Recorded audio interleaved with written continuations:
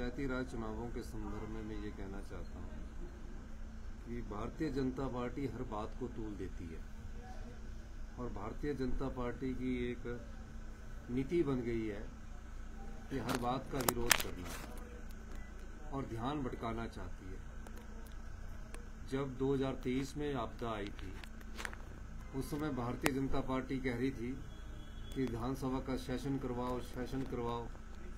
आपदा आई थी और हमने सेशन थोड़ा देर से करवाया था।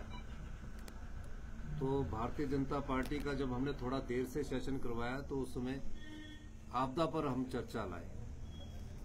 भारतीय जनता पार्टी ने उस समय 2023-24 में जो आपदा आई थी उस चर्चा में वॉकआउट किया, आपदा प्रभावित परिवारों के साथ खड़े नहीं हुए। इस बार 20 जून से लेकर भयंकर आपदा हिमाचल प्रदेश में आई हुई है और इस बार की आपदा 2023 से ज्यादा से बड़ी आपदा है।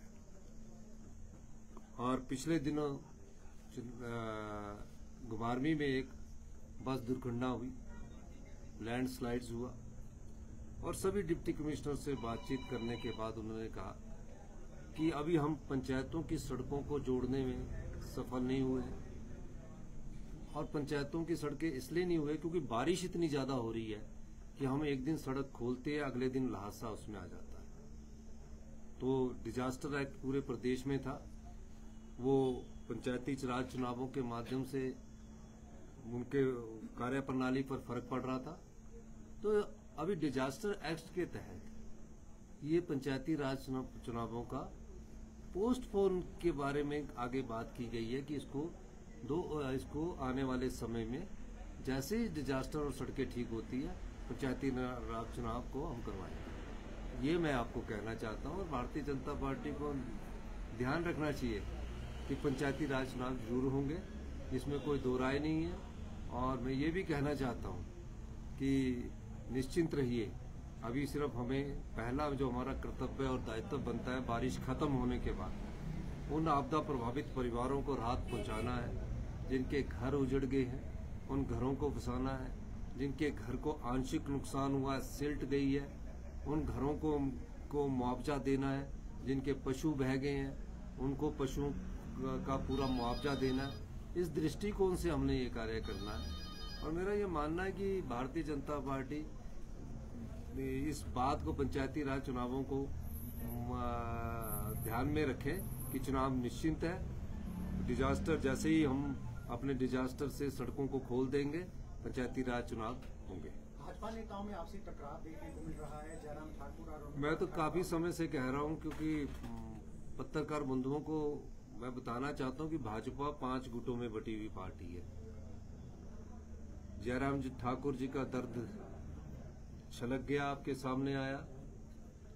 अनुराग ठाकुर जी के समर्थन में नारे लग रहे थे।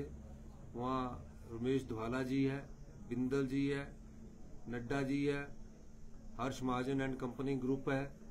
तो ये सब गुटों की राजनीति में फंसे हुए हैं, इनके पास कहने को कुछ नहीं है। ये किसी भी मुद्दे को लेकर शोर मचाते रहते हैं, सच्चाई को जानकारी नहीं प्राप्त करते। कभी कभी विमल नेगी का केस लेके जाते हैं, कभी टॉयलेट टैक्स का केस लेके आ जाते हैं, कभी मैं अपने परिवार की छुट्टियों के कारण बेटी के एडमिशन के लिए विदेश गया तो उसकी बात करने लग जाते हैं। और कभी जब हम पशु उत्पादकों को और जो महिलाएं हैं 10 से 15 हजार उनको दूध